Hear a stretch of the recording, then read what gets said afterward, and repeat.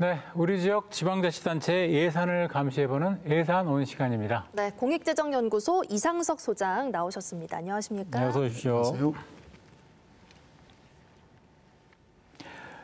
네, 오늘 함께 살펴볼 예산 바로 재난지원금 관련이지요.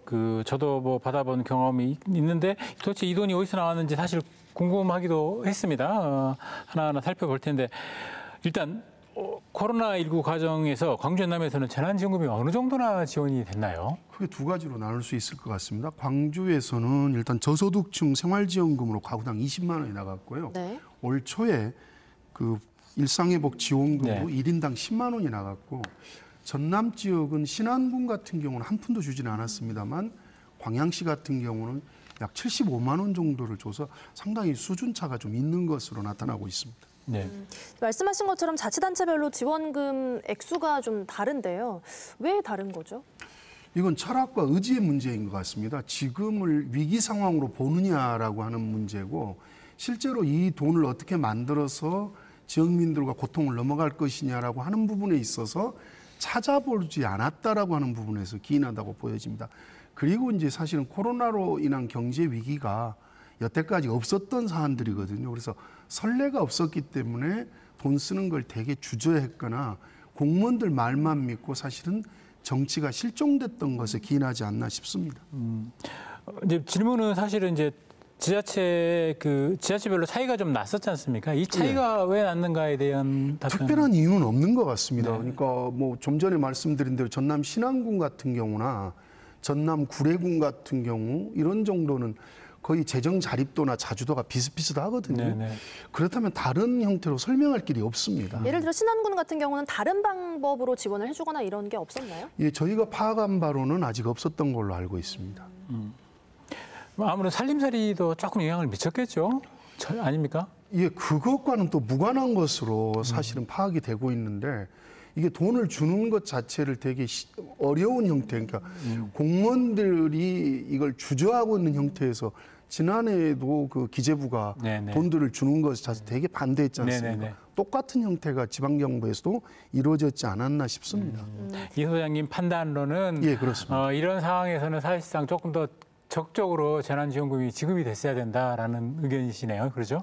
예, 그렇습니다. 우리 지역이 특히 공장이나 회사가 많이 없는 상황에서 자영업자나 소상공인들이 많은 편이거든요. 그러면 직격탄을 맞을 수밖에 없었는데 사실은 이제 정치나 이 공무원 사회에서는 이렇게 받아들이지 않고 있었던 게 아닌가 싶습니다. 어떻습니까? 광주시의 경우는 지난해 재난지원금 지원한다고 하면서 재원은 지방채 발행 그 이야기도 있었거든요. 어땠습니까? 예, 어떻게 진행됐나요? 상당히 의지는 있었던 걸로 보여집니다. 네. 지방채를 내서 재난지원금을 주겠다라고 하는 의지는 있었으나 이건 사실은 지방채를 발행할 요건에 해당되질 않거든요. 그래서 다른 형태로 우회적으로 지출을 한 것으로 파악이 되고 있습니다. 네. 그래서 정치 쪽에서 현황에 대한 인식과 그다음에 재정 상황에 대한 점검을 소홀히 한 게 아닌가라는 것이 하나 느껴지고 또 하나는 지방의회가 도대체 무슨 일을 하고 있는지에 대해서 네. 되게 의구심이 많이 들었거든요. 그래서 심지어 지방자치의 사륜 중에 2개 축이다라고 지방의회를 이야기를 합니다만 우리 지역의 재난지원금이 제대로 쓰였는지 네. 그 돈이 올바르게 만들어진 건지에 대해서 지방의회가 한 번도 논쟁하거나 문의한 적이 없었던 걸로 네. 보여져서 요즘에 지방의회 무용론이 좀 많이 대두되고 있는 게 현실입니다. 지방의회 이야기는 조금 뒤에 해보도록 예. 하고요. 그럼 재난지원금의 그 재원의 출처는 어디서 나온 거죠? 재난지원금은 이제 2가지로 나갈 수가 있겠습니다. 하나는 기금이라고 하는 데서 재난관리기금, 구호기금에서 나갈 수 있고 또 하나는 별도로 조례를 만들어야 됩니다. 잘못하면 선심성, 선거법 위반의 소지가 있기 때문에 네. 2가지를 만들어서 나가는 건데 이 돈을 만드는 방식이 이제 광주 같은 경우는 빚을 내서 하겠다라고 했지만 실제로 한 6가지 항목이 있습니다. 돈을 만들 수 있는. 6가지 항목이 있습니까? 예, 그렇습니다. 예산 항목이? 이제 광주 같으면 통합재정안정화기금도 있고 순세경잉여금도 있고 예비비, 기타, 기금의 잔고 그리고 말씀드린 재난관리기금, 재구호기금이 있습니다. 일반 지자체에서는 통합재정안정화기금이라고 하는 것이 없어서 재정안정화기금으로 또 대체하고 있기도 합니다만 재난이나 재해를 닥쳤을 때 쓰라고 만들어놓은 또 돈이 있어서 이 부분들까지 치니까 6가지 정도가 나오는 것 같습니다. 지금 재난관리기금에 대한 이야기를 해주셨는데요. 그건 예. 어떤 건가요? 어떤 기금이죠? 그 기금에 대해서 먼저 설명을 해드리면 기금이라고 하는 건 특정한 일을 하기 위해서 회계연도와 상관없이 돈을 만들어 놓은 걸 기금이라고 합니다. 아, 회계연도와 상관없이 예, 그렇습니다. 있는 돈이 그러니까 기금이군요. 남북 교류기금 같은 경우 남북이 정확히 될 때까지 네. 돈을 쓸 수밖에 없는 거고 양성평등 노인복지기금 같은 경우도 마찬가지겠죠. 이런 부분에서 애초에 지방의 승인을 받아서 기금을 넣어놓는 겁니다. 네.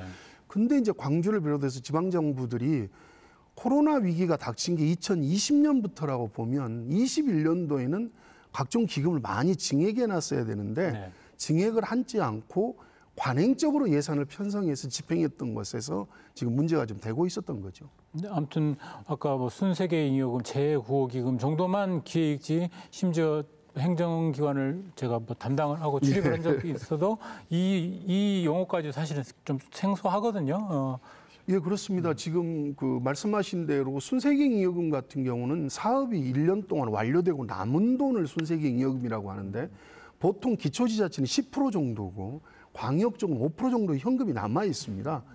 그리고 또 통합재정안정화기금은 말씀드린 대로 재난이나 재해가 닥쳤을 때 또 필요하게 쓸 수 있는 돈이고 예비비 같은 경우는 전체 예산이 1% 내외로 예측하지 못한 돌발적인 상황이 벌어졌을 때 쓸 수 있도록 적립해 놓은 돈입니다. 네. 그런 돈들을 모아놓으니까 저희가 파악해 보니까 작게는 6천억에서 많게는 1조까지 금고에 있더라는 거죠. 6천억에서 1조는 광주시를 기준으로 예, 하는 그렇습니다. 겁니까? 21년도 기준으로 그렇습니다. 뭐 어떻게 뭐 6천억이면 대충 어떻게 구성이 됐나요?